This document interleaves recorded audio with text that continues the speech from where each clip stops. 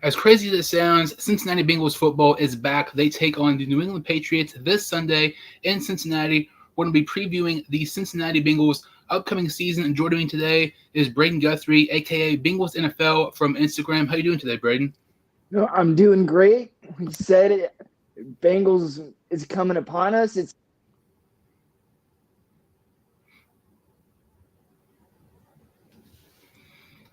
sorry, somebody just tried to give me a call, but no, it seems like we've been waiting for so long, but now suddenly Bengals football's here. It does not seem like it at all. I feel like this is probably the fastest offseason for NFL season ever. I feel like I say that every single year, but this one just kind of seems different. I've been doing lots of college content. I really haven't done much of NFL content recently.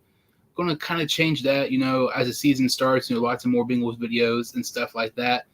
But, we've already had 3 weeks of the preseason. And the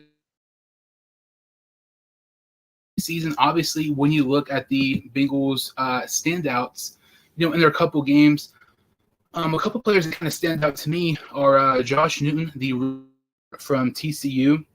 He was absolutely amazing. There were some points during the preseason, he had the highest PFF grade for any corner who was a rookie. There were several plays, he even locked down star receiver DJ Moore. And, he played very, very good. Expectations weren't really high on Newton, with him being a day 3 pick.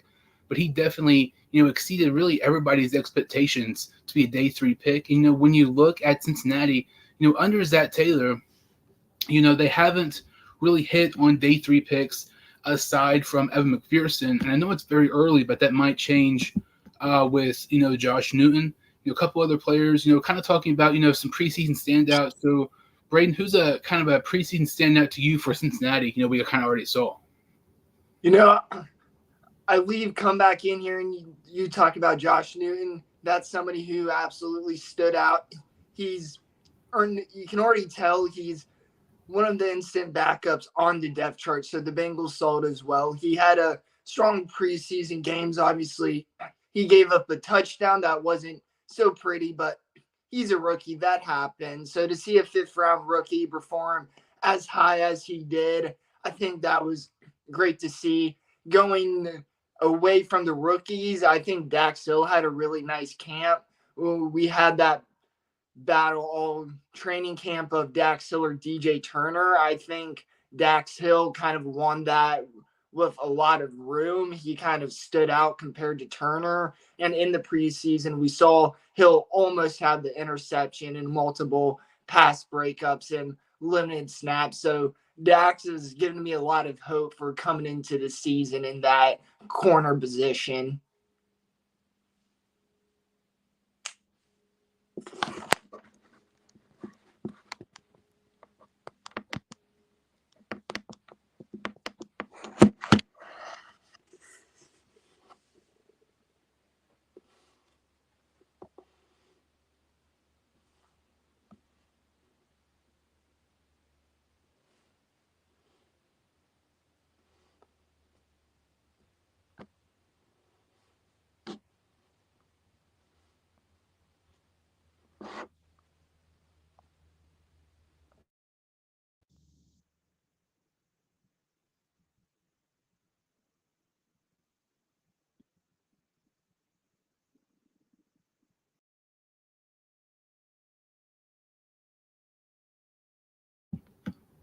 Somebody, when you're looking at Jermaine Burton, I think Jermaine Burton is somebody to really, look at here. He was a 3rd-round selection by Alabama, and, he played very, very good in the preseason. He had the highest PFF grade for any rookie wide receiver in the preseason this year. He had 8 receptions, over 140 yards, and 2 touchdowns. Burton, to me, I think he should play a lot this year, but I saw a report by Mo Egger that maybe he might not play as much as we maybe expect, which would kind of suck. But, we've kind of seen in the past where, Bengal players who are drafted somewhat early, don't really get much playing time. Even go back to look at 2017 when Cincinnati drafted, John Ross. Part of that was, injuries, but also part of that was, just the coaching staff did not want to play, a guy early. I'm hoping that's not the case with Jermaine Burton because he showed so much promise already for Cincinnati, and I'm hoping he plays a lot this year. him and Yoshi Bosch are going to have a huge role kind of filling that wide receiver 3 spot, with Tyler Boyd being gone, with him moving to Tennessee. But Jermaine Burton was also somebody I was really impressed with. So you look at Jermaine Burton, you look at Josh Newton, and I don't know how to say his name. You look at the linebacker, the undrafted free agent, Noemi Nomimeta, or however you say it. I know I screwed that up big time. But he had 3 games, 29 tackles. We're looking at a guy who, was an undrafted free agent and made his 53-man roster for Cincinnati. This roster was absolutely stacked by Cincinnati. And the fact, you're an undrafted free agent and you build your way up, you play super good, and you make the team really shows how great you are. The fact that you're undrafted free agent and make this, roster who arguably has a top 5 roster in the NFL. He was also somebody who really stood out. But really, so many standout players is kind of interesting because you kind of have a couple people in mind. And then there's these guys like out of nowhere who just kind of, shock everybody, having really good at the preseason, and they might play more than we kind of expected early on this season. Yeah, we go back to I'm not going to even try out his name. I'm just going to say David. No, to be a depth player, not only do you need to be good at your position, you also need to be able to contribute on special teams. And we saw David do that in the preseason. There's specifically one play against the Colts that really stood out where he came in out of nowhere. So being able to move your way up the depth chart in the NFL, there's bias for draft picks. The higher you're drafted, the more, I guess, room coaches will get you for getting away with mistakes, and it's easier to move your way up. So David had nothing but an uphill battle. So he absolutely deserved that spot. And like you're saying, that's a classic example of proving yourself in the preseason. That's why the preseason's there. Kind of talking about, some preseason standouts. Obviously one of the biggest standouts on Cincinnati's roster is Jamar Chase. And we've seen this contract situation, play out for a while now.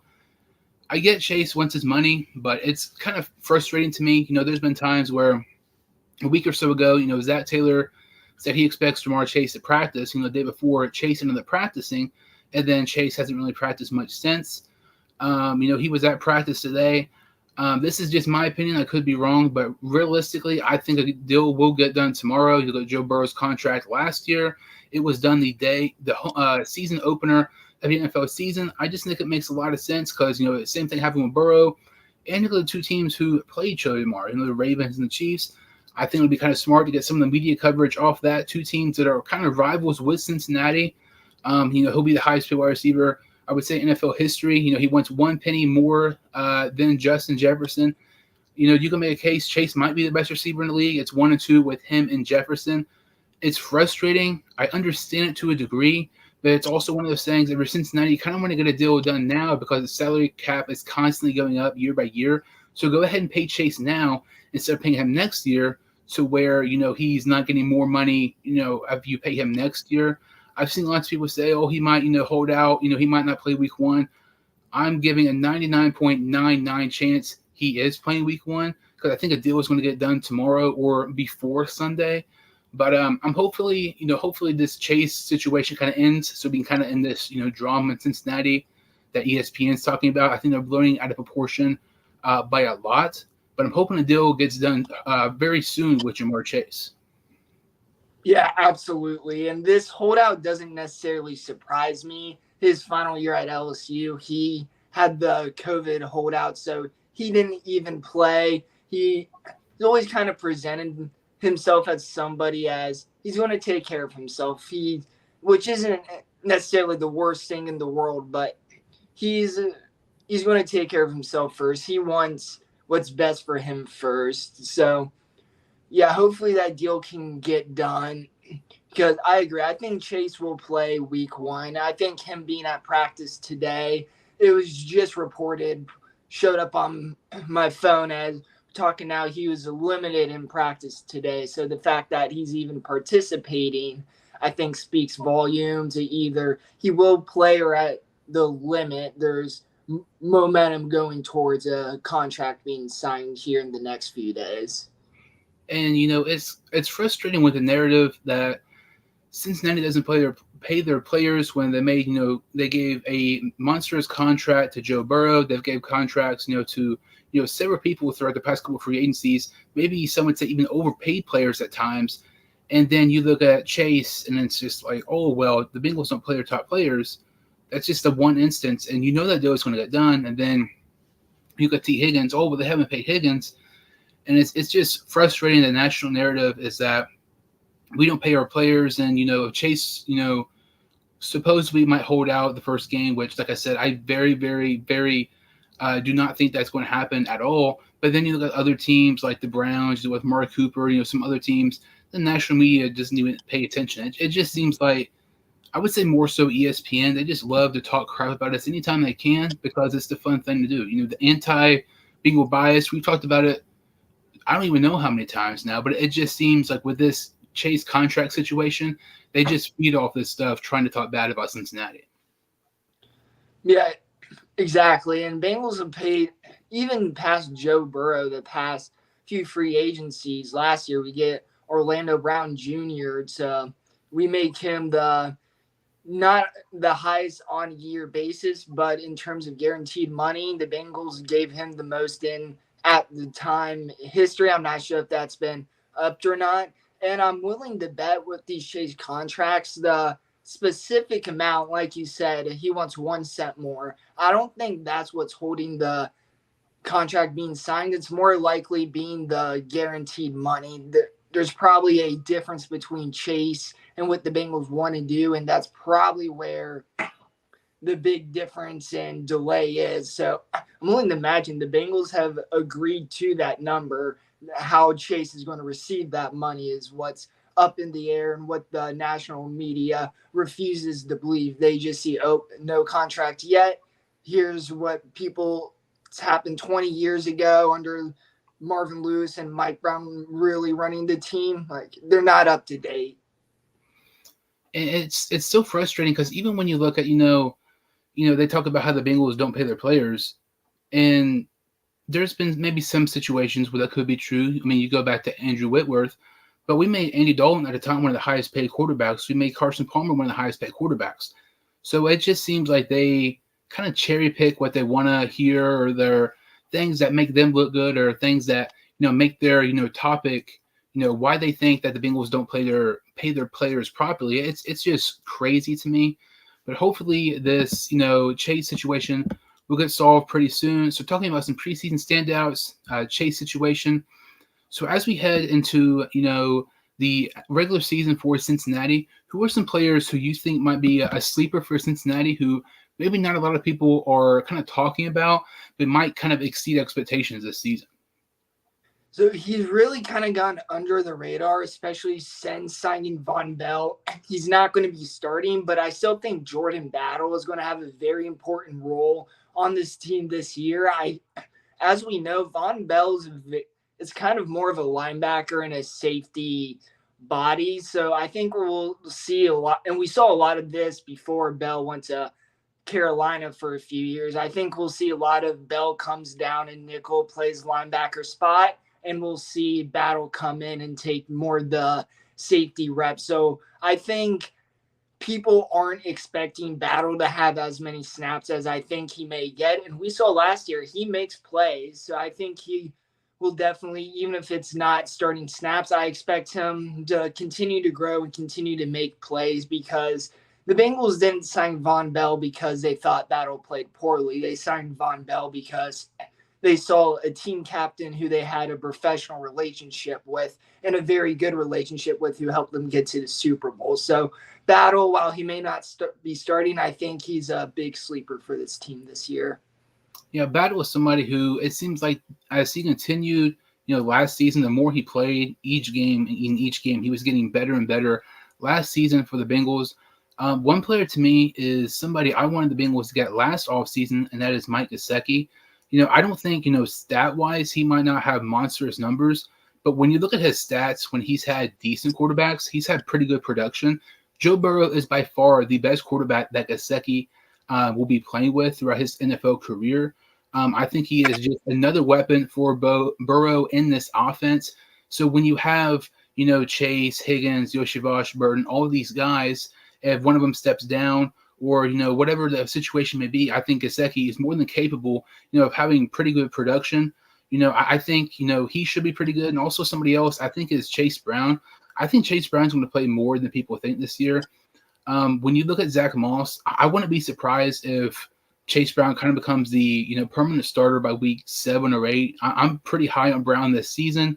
I think they're going to slowly involve him more and more as in the offense as the season continues. But Brown and Mike Gesicki, to me, are two people I think are pretty big sleepers for Cincinnati this year. Yeah, and Gesicki, you could hear the excitement in his voice when he first came to Cincinnati. He hasn't, like you said, he has not had a good quarterback. So this is his opportunity, like CJ Uzama, like Hayden Hurst, not like Irv Smith, but to really use this as an opportunity to show just how good he is. If he really does break out, the Bengals are likely not in a position to where they can give him a long-term contract, but Gesicki has an opportunity to show just how good he is with a good quarterback. So I think we could absolutely see Gesicki. He could be the 30 to 40 receiving yards a game, but a few of those yards comes late in the third or fourth quarter when you really need a first down, or he's the type of guy you can go to in specific situations if you need to. And, he doesn't really line up as the actual tight end position. He kind of lines more up as a wide receiver. And that's something else. You have sample blocking and Gesicki pretty much as a wideout. That's just another, threat for the opposing defense. I mean, you look at his size. I mean, he's like 6'7". He's really, really athletic for his size as well.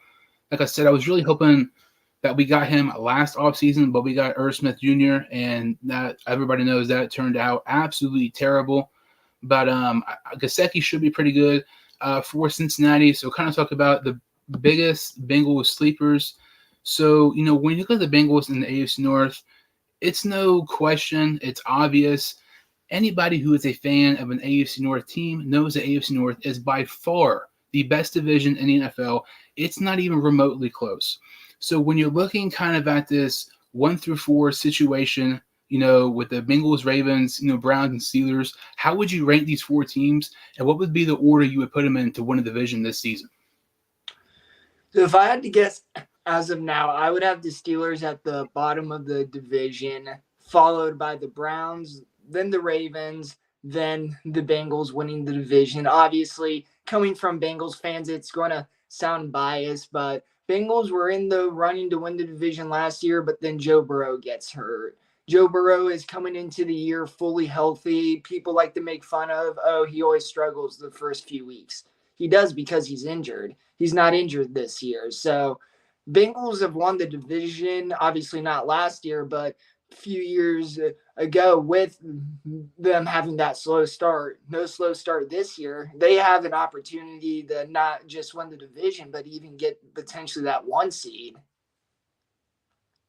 When you look at the AFC North, I'm kind of with you. I'm looking at the Steelers and the Browns. They're going to be competing for 3rd and 4th, and it's weird because when you put them in, let's say, the AFC South, I think if you put the Steelers or the Browns in the AFC South, either one of those teams win a division. I think so. And then you put them in the AFC East, I think they're pretty good in there. Even the AFC West, like this just kind of proves how dominant and how consistent this division is year after year. Just because you're last in this division doesn't mean you're bad. It's just because you're playing so many good teams. So I'm looking at probably the Steelers 4th, but it's weird because they have such a great defense. They have good coaching, but you just don't know how good Russell Wilson will play. I'm going to have the Browns at 3. They get Nick Chubb back. If they can just have average quarterback play from Deshaun Watson, they should be pretty good. They're one of the better defenses in the NFL. 2 is the Ravens, obviously, and 1 is the Bengals. And, I'm not biased with Cincinnati. I try not to be biased. I think when you look at like Bengals podcasts, YouTube stuff, different things like that, I can honestly say me and you are by far the least unbiased Bengal fans out there. The things I talk about, the Bengals and the Ravens, they're just facts. When you look at the Ravens last season, they had the number 1 ranked defense in the NFL. But people fail to mention Burrow was out half the year. The Steelers quarterback situation was the worst it's been in like 15, 20 years. Nick Chubb was out for the year. So that's 6 games. That's a third of your season, and the star players for your opposing teams are all hurt.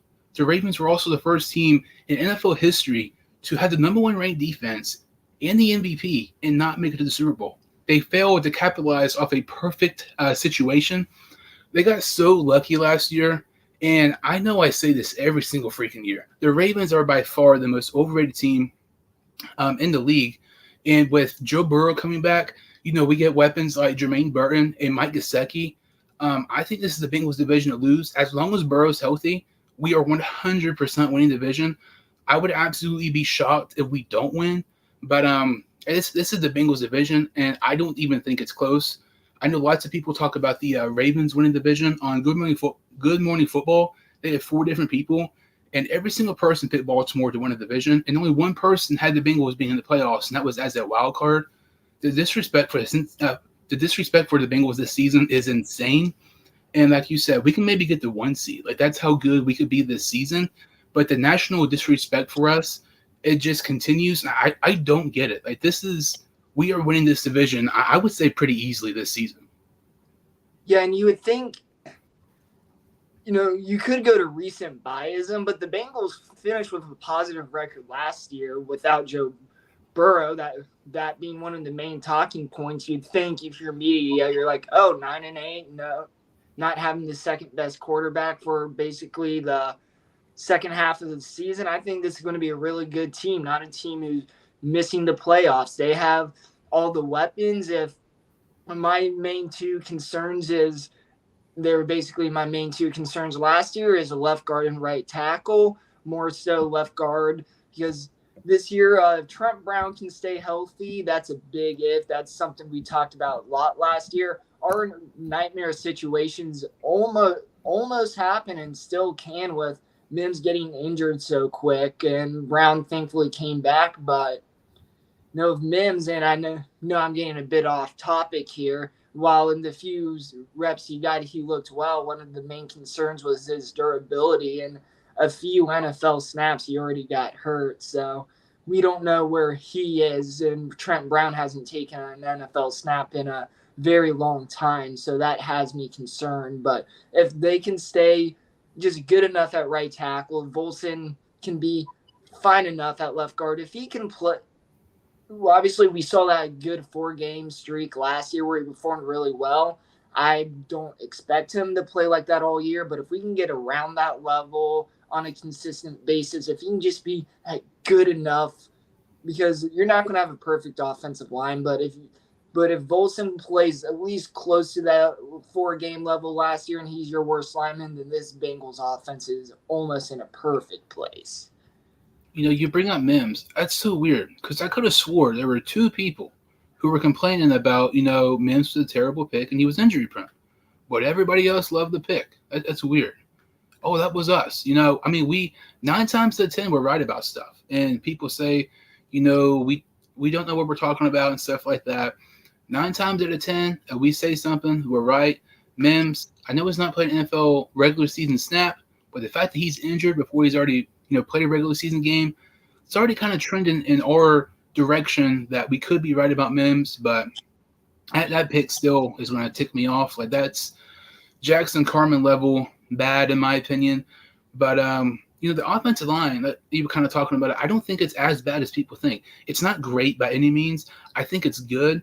But, once again, talking about, I don't know how you would say it, just the people outside of Cincinnati, Burrow needs to get an offensive line. He got hurt last year. That had nothing to do with the offensive line. There's been situations, where he's maybe got injured or, different things, but it's had nothing to do with the offensive line. This offensive line should be, maybe a little bit better compared to last season. So you get a better offensive line. Last season it was pretty much just mixing in the backfield. Now you have, Chase Brown and Zach Moss, who was pretty good with the Colts last season. We have, some new people on defense.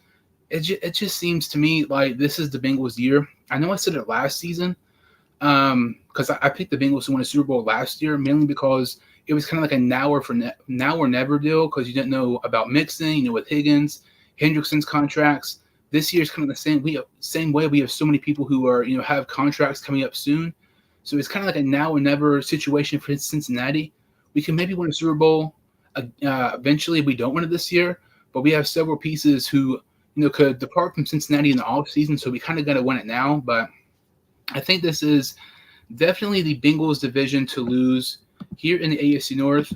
So kind of talking, looking at this, Bengals schedule here. So when you're looking at, let's go 1 through 4. So we take on the Patriots at home, at Kansas City, Washington on Monday Night Football, and at Carolina. I'm going to say we're going to go 3-1 in that span. I think we'll lose to Kansas City in Arrowhead. The games are always close. I just think Kansas City, they start off normally pretty good. We normally start off slow to begin the season.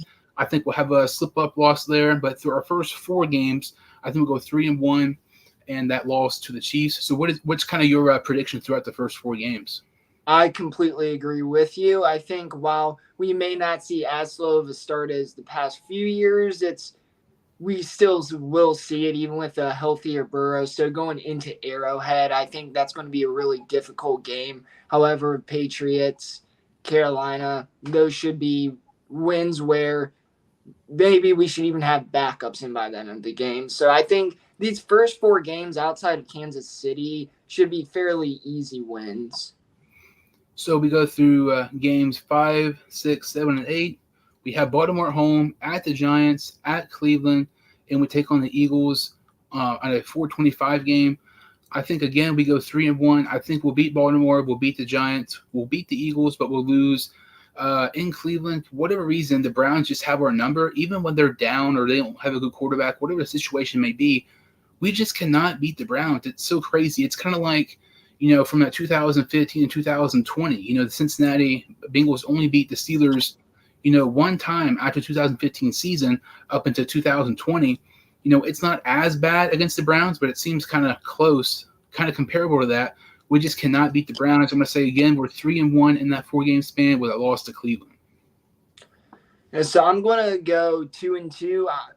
I will have the Bengals winning against Baltimore this year. I think it will be in their second meeting, and I agree with you about the Browns as well. It's just they always have our number under this Zach Taylor era, but I do think that they will get a win later down the year. But in this first meeting, I do think they'll lose. I think it always seems in these AFC North matchups, the Bengals, even if they lose the second time around, they always play better the second time around. It seems as Zach Taylor and the coaching staff usually does adjust well to these division rivals, but because it usually takes the first game to happen first and usually losing that, I do think they'll lose to both the Ravens and Browns in this span. So the next 4 games, we have the Raiders at Baltimore, at the Chargers, and we take on the Steelers. I want to say we'll go 2-2. We'll lose to the Chargers, and we'll lose to the Steelers. I know I have us sweeping the Ravens. I just think we'll sweep them. I don't think they're that good. I've already kind of mentioned it. We play Jackson better than anybody. And the Chargers are a team who, we'll be picked to win that game. And I don't think it'll be a huge upset if we lose that game. It's just one of those games where, every single year we have a game where we just kind of slip up and have a crappy performance. I think that might be the Chargers game this season. And then coming off our bye, we take on the Steelers. When you look at Taylor, in Cincinnati, there's been times where after our bye, we've played pretty bad, really, really poor. So I have us 2-2 in that span, losing to the Chargers and losing to the Steelers. So I will have us going at 3-1. To where I disagree about sweeping, I have us sweeping the Steelers and not the Ravens. So I think we get the win over the Steelers. And I actually agree with you on the Chargers. I feel they've only had limited matchups, but it seems like the Bengals have struggled against the Chargers historically, even back in their San Diego days. And a few years ago, the Bengals really struggled against the Chargers. They almost had a really awesome comeback that ended up falling short. But point being is the Bengals always struggle against some team, and historically they don't play well against the Chargers. So I think they'll lose that game against the Chargers. So next up, we have the next couple games here. We take on the Cowboys on Monday Night Football in Dallas, at Tennessee, the Browns on Thursday Night Football, the Broncos, and at the Steelers. I want to say we will go 3-2. We'll beat the Cowboys. I'm going to say we lose to the Titans. I know it sounds kind of crazy, but once again, if I say we'll lose to the Titans, I'm sure I'm going to get called, oh, dude, you're crazy, you're stupid, whatever. We have these slip-up games at least once a year. It's a proven fact. Every single team does. And this could be a situation where, so we take on Dallas on Monday night. We play on Sunday, so that's a short week. And then, we play Tennessee on Sunday. We have a short week. We play the following Thursday. So they might already be kind of looking at, the division rival and the Browns in the Thursday night game, whatever it may be. But we'll beat the Cowboys, lose to the Titans, beat the Browns, beat the Broncos, and lose the Steelers. So that would make it 11-6 on my prediction. Yeah, I will have them losing to the Cowboys. That's a game I think they very well could and should win. But the Bengals, they lost to the Cowboys a few years ago. Granted, Burrow wasn't fully healthy, but I forget who the quarterback for the Cowboys was. They were playing against a very not great backup quarterback and still lost. Obviously, that's Was a it few Dalton? years. No, I don't think it was Andy Dalton. We did play against Andy Dalton when he started with the Bears, but I forget the quarterback name, but it was just some random backup quarterback who I don't think's in the league anymore. But on a national stage, being on the road, I think they lose that game. But then I think they sweep out after that. I am a little concerned about the Titans game. I am there with you, Brian Callahan. If there's somebody who can out coach Taylor, it's somebody who's literally been in that coaching office with him, knows exactly what office he runs. I still have the Bengals winning that game. However, I could see them losing that, but I finished with a 12-5 prediction. And so because I finished with a 12-5 prediction, I don't know who against, but my official prediction's 11-6 because it's impossible to predict, like you said, but there's always a game or two. There's that slip up where they just play very poorly, and sometimes that's just hard to predict. I have no idea how I said we'll lose the Titans, but somehow completely failed to mention Brian Callahan. That makes no sense at all to me. But, with Callahan, like you said, knows Taylor a lot, knows the, kind of his, playbook and everything, kind of his tendencies.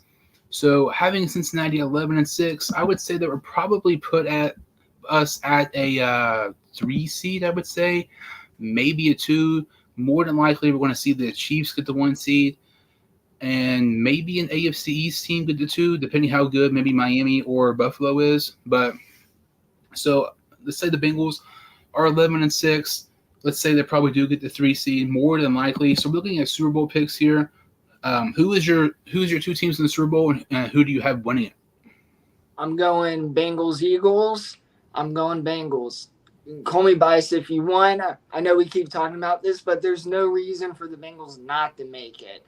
They're really an offensive lineman away from a perfect offense. They may already have that line, and we just haven't seen it yet. Their defense is not the best. Obviously, the interior defensive line and the run defense, there's a lot of concern there. But when you have an offense with Joe Burrow and a defense good enough, you're a Super Bowl contender. I mean, I have a lot of respect towards the Eagles. A lot of their fans irritate me, but as a team, they're very well built. They're kind of with Burrow. Obviously, Hurts isn't as good as him, but in that offense, in that system, with the players they have, they are still a Super Bowl contender. If I had to give a second guess, it would be the 49ers, but on a gut prediction, I say Bengals, Eagles, Bengals win. Like you said, we try not to be biased. When we say the Bengals will do good, they pretty much always do good.